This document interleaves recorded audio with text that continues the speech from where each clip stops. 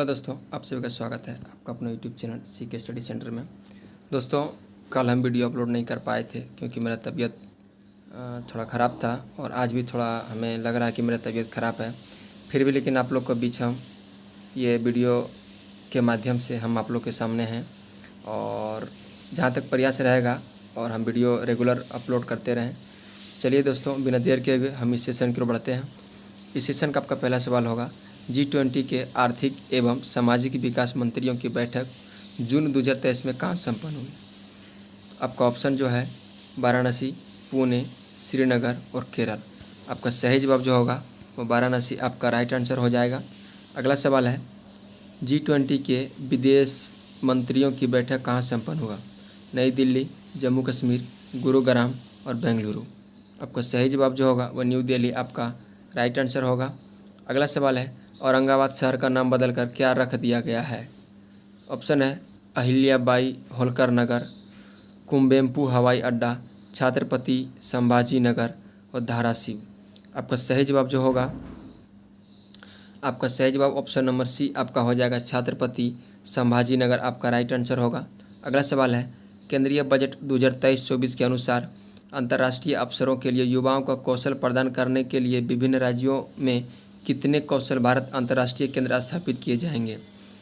20, 15, 30 और 45। आपका सही जवाब जो होगा वो 30 आपका राइट आंसर होगा। 30 आपका सही जवाब आंसर हो जाएगा।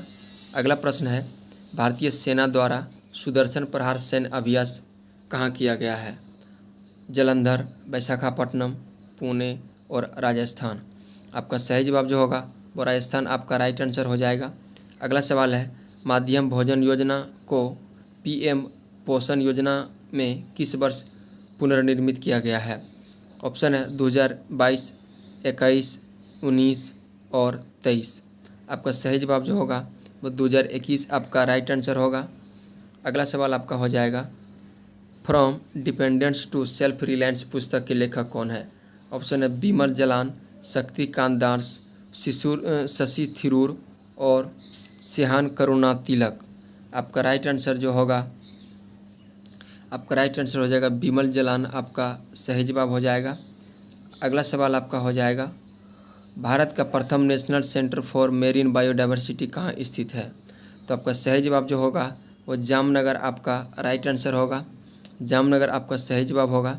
अगला सवाल है, किस केंद्रीय मंत्रालय ने 2022 में युवा 2.0 योजना का शुभारंभ किया। आपका सही जवाब जो होगा वो आपका सही जवाब शिक्षा मंत्रालय आपका सही जवाब हो जाएगा। अगला सवाल है आपका, भारत G20 के वार्षिक शिखर सम्मेलन की मेजबानी कर रहा है। आपका सही जवाब जो हो जाएगा इस प्रश्न का आपका सही जवाब 18वां आपका सही जवाब होगा। अगला सवाल है, श्वेत प्रकाश को नली में कैसे पैदा करते हैं। श्वेत प्रकाश को कैसे नली में पैदा करते हैं। तो आपका सही जवाब जो होगा वो तंतु को गर्म करके आपका सही जवाब होगा।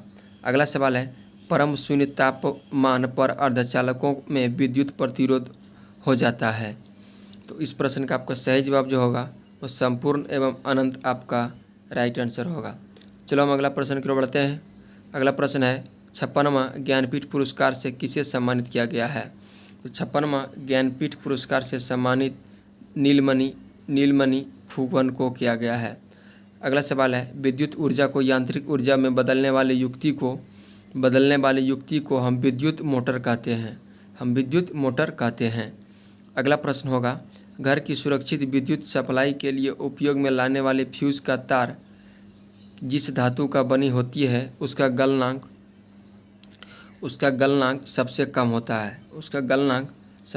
होता है।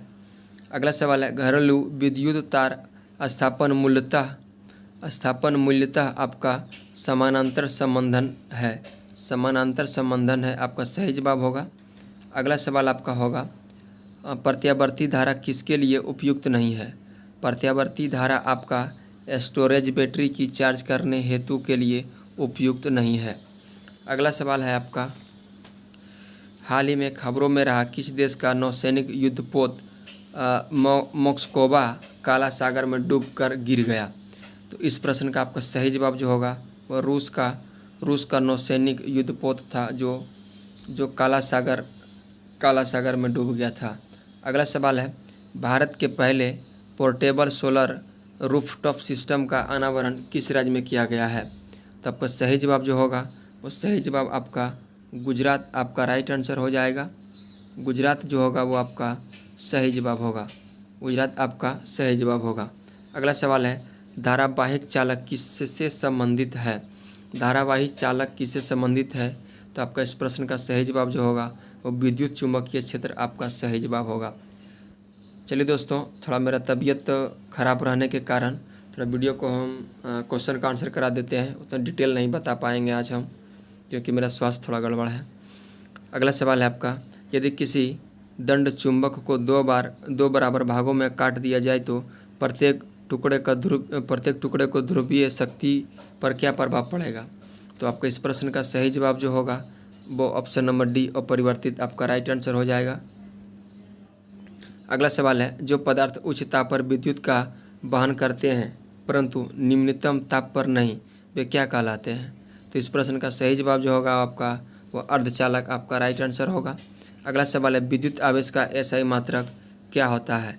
विद्युत आवेश का एसआई मात्रक कूलाम होता है।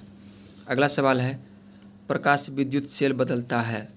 प्रकाश विद्युत सेल आपका प्रकाश ऊर्जा से वैद्युत ऊर्जा में बदलता है। प्रकाश ऊर्जा से वैद्युत ऊर्जा में बदलता है। अगला सवाल है, सिलिकॉन क्या है? सिलिकॉन आपका एक अर्धचालक है। सिलिकॉन आपका एक अर्धचालक है। अगला सवाल है, विद्युत परिष्करण के दौरान विशुद्ध धातु कहाँ एकत्रित होती है? तो अब सही जवाब आपका जो हो जाएगा, सही जवाब कैथोड आपका राइट आंसर होगा। अगला सवाल है, ट्रांसफार्मर किस लिए प्रयोग किए जाते हैं? ट्रांसफार्मर आपका ऑप्शन नंबर एसी वोल्टेज को घटाने अथवा बढ़ाने के लिए प्रयोग किए जाते हैं। अगला सवाल है, आपस में जुड़ी दो आवेश वस्तुओं के बीच विद्युत धारा नहीं प्रभावित होती है यदि वह डैश आपका ऑप्शन नंबर डी समान विभव पर होता है।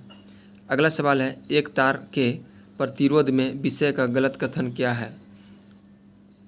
आपका सही जवाब जो होगा, यह तार का अनुप्रस्थ काट के क्षेत्र के समानुपाती होता है।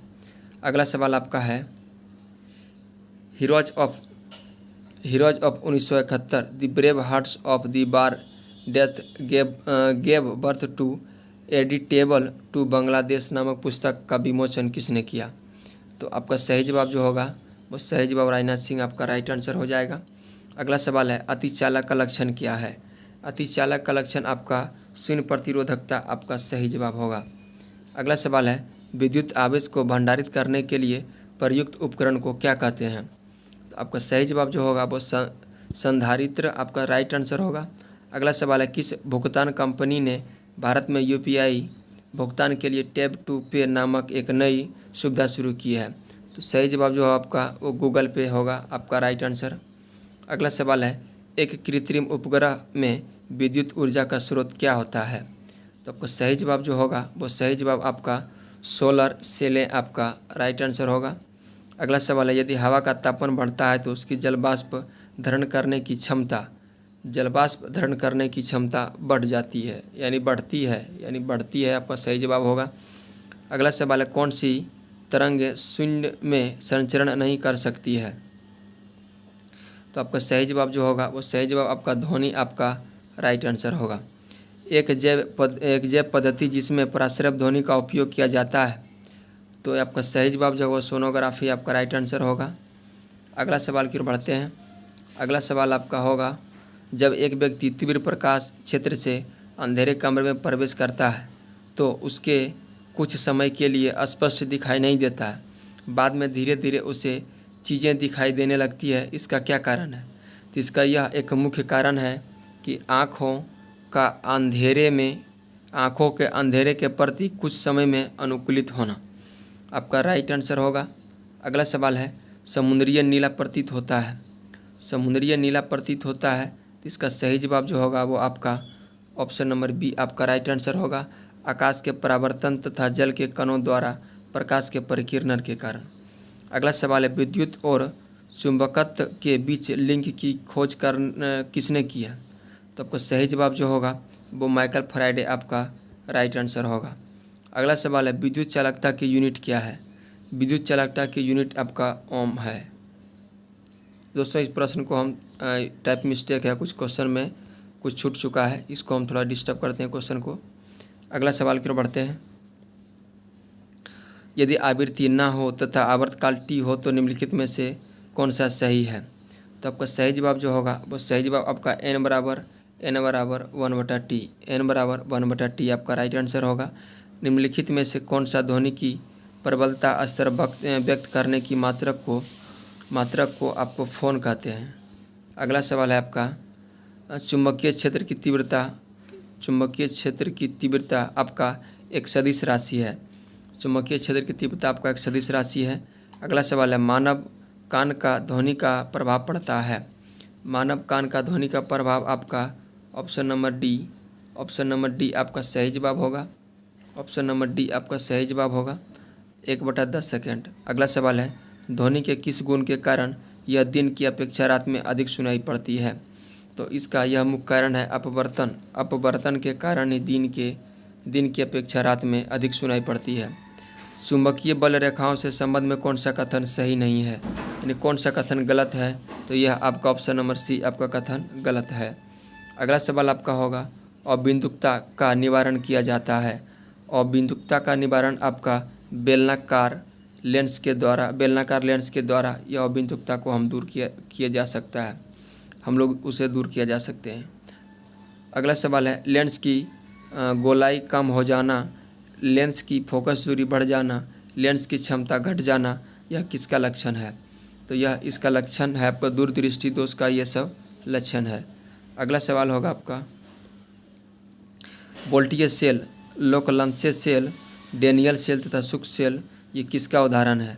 ये उदाहरण आपका प्राथमिक सेल का ये सब उदाहरण है। चलिए दोस्तों, ये हमने कल मेरा तबीयत थोड़ा ख़राब रहने के कारण वीडियो हम अपलोड नहीं कर पाए थे, लेकिन आज भी मेरा तबीयत ख़राब है, फिर भी सोचे थे कि आप लोग का ये सीरीज़ छूट जाएगा और एक क्लास ड्रॉप हो जाएगा। उसके लिए हम तबीयत मेरा थोड़ा बिगड़ा हुआ है, फिर भी हमने 50 क्वेश्चन का आपका 50 क्वेश्चन करा दिए हैं। चलिए दोस्तों, हमारी मेहनत है, बस आप लोग के ऊपर टिका हुआ है। हमारी मेहनत को आप लोग थोड़ा समझिए और वीडियो को अच्छी तरह से देखिए और अपने दोस्तों तक भी पहुंचाइए। और वीडियो अच्छा लगे तो लाइक शेयर और कमेंट ज़रूर कीजिएगा। और दोस्तों, यह आप लोग के लिए हम काम कर रहे हैं, आप लोग इस वीडियो से अधिक फ़ायदा उठाएं और किसी तरह का इस वीडियो में इम्प्रूवमेंट की आवश्यकता होती है तो दोस्तों हमें आप ज़रूर कमेंट बॉक्स में कमेंट करेंगे। चलिए दोस्तों, आज की सेवा को हम यहीं समाप्त करना चाहते हैं और फिर मिलते हैं हम नेक्स्ट वीडियो में।